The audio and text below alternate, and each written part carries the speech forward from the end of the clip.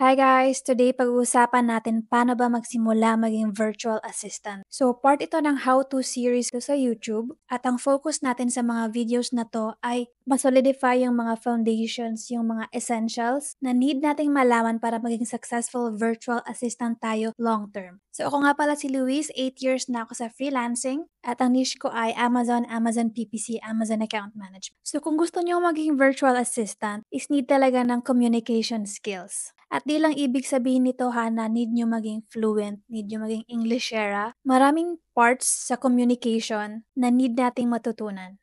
So dito sa video na to is focus lang muna tayo sa dalawang aspects. So bibigyan ko kayo ng tips para ma-improve ang communication skills nyo. At again, i-emphasize ko, hindi focus ng video na to na maging Englishero kayo ha. Kasi hindi talaga yon ang basihan para mag-succeed kayo as a freelancer, as a virtual assistant. So ako mismo is hindi ako magaling mag-English lalo na nung nag-uumpisa pa lang ako. Tapos believe me guys, marami diyan na hindi magaling mag-English na successful freelancer, successful VAs. First lang guys is need natin i-assess muna yung English nyo. So after ng video na to is pumunta kayo sa website na fset.org. So legit ang website na to ha. I-assess nito yung level ng English nyo. Importante to kasi dito natin malalaman kung anong level ng effort ang kailangan nyong gawin para mag-succeed kayo. So for quick reference lang ha, sa call center usually required na at least B2 level. Meaning dito is good enough na yung English mo, nakakaintindi ka na at nakakapag-communicate ka na in English. So if ito yung score mo is konting kembot na lang is okay na siya. Pero if B2 yung score mo, like okay na, wag ka na masyadong ma-stress. Pero yung next kasi sa B2 is C1 at saka C2. Tas usually preferred talaga is C2. Yung C2 yung pinakamataas na level. C2 is yung super fluent ka na, mas wide yung vocabulary mo, yung understanding mo mas malawak. Pag binigyan ka ng task is madali mong maintindihan. So yung ganon, yun yung C2 level. So if below B2 yung score mo is medyo problematic yun. So need mo muna talaga ma-solve to na mapataas yung score mo kasi if below B1 ka below B2 ka like B1, A2, A1 is sobrang baba nun, mahihirapan ka talaga. So ngayon, maraming tools sa pag-a-apply, sa paggawa ng profile at cover letter. Pero kasi, pag na-interview ka na, at let's say nakapasa ka, mahihirapan ka pa ring maintindihan yung mga daily task at makipag-communicate sa client. So, baka mabuking ka lang nila later on na hindi ka talaga masyadong magaling ng English, hindi ka masyadong magaling makipag-communicate. So, ang point ko dito is pumunta kayo sa FSET, i-check nyo anong level kayo ngayon. Tapos, depende sa level nyo, ang effort na gagawin nyo. Let's say, if B2 kayo, okay na siya. Actually, pwede na kayong mag-start pag-apply. If possible, i-improve nyo pa siya. Mag-take kayo ng courses. Maraming free courses kahit sa YouTube meron. Or mag-take kayo ng courses sa edx.org. Marami ding free doon. Pero if B2 level kayo, which is good enough na yon.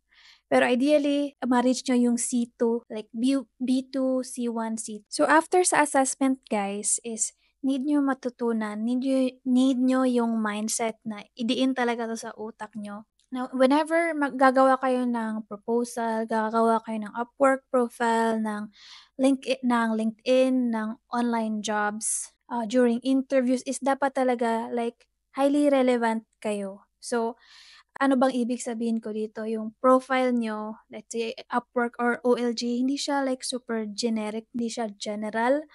Yung kung nag-a-apply kayo, hindi rin kayo gagamit ng mga generic resume, mga generic cover letter. Kung sa interview is, for example, gusto nila ng general virtual assistant or admin assistant, tapos yung focus is, let's say lang for example, email at saka some paperwork. Tapos kuda ng, let's say magaling kayo ng English pero hindi nyo na-hit yung mga nasa job description.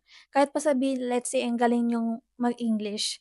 Tapos, let's say, merong isa pang applicant na magaling din silang mag-English. Tapos, nila na marunong silang gumawa ng mga canned response sa Gmail, marunong sila ng mga tools, so marunong silang gumamit ng ChatGPT, tapos let's say lang sa paperwork, gagawa kayo ng Let's say merong parts na need ng creatives, sinabi niya na marunong siyang mag-Canva, marunong siyang mag-PowerPoint, magaling siyang mag-Microsoft Word. So yung mga gano'n. So, highly relevant kayo always. Pinaka-basic talaga is marunong kayo mag-English. Let's say na-improve niyo na yung English niyo na, nag-take na kayo sa FCET tapos na-move niyo yung score, na-improve niyo yung score niyo from B2 to C1, eventually to C2.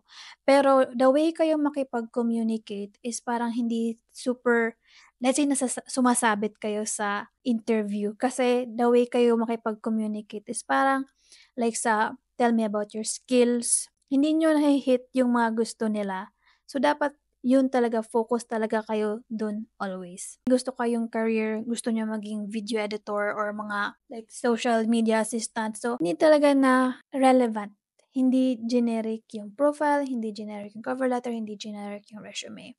Maraming nag-overlap na skills. Kailangan iba-iba yung profile nyo doon, iba-iba yung cover letter na gagamitin nyo, iba-iba yung the way nyo i-present yung sarili nyo sa recruiter or sa client. So, yun. Yung formal term dito is yung positioning mo. So, yun. So, again, recap ko lang, i-assess nyo yung English nyo, depende sa level nyo, yung effort na gagawin nyo. If below kayo B2, need nyo ng sobrang daming effort, mag-take kayo ng course sa edX, maraming free, kahit sa YouTube maraming training din. Kahit yung mga IELTS training, actually helpful yun. Tapos pwede nyo actually ipakita yung certificate niyo sa FCET, free lang yan guys, So, pwede nyo ipakita, ilagay nyo sa profile nyo para makita ng client na marunong kayong mag-English.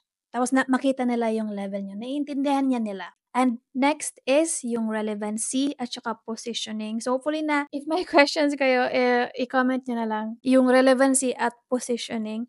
Kasi marami marami kang skills, 'di ba? Or like kahit isa lang yung skill mo, the way mo i-present yon sa like sa cover letter mo, sa profile, sa interview, sa client is iba yung way, iba yung wording. So, yun lang yung point ko like sa second topic natin.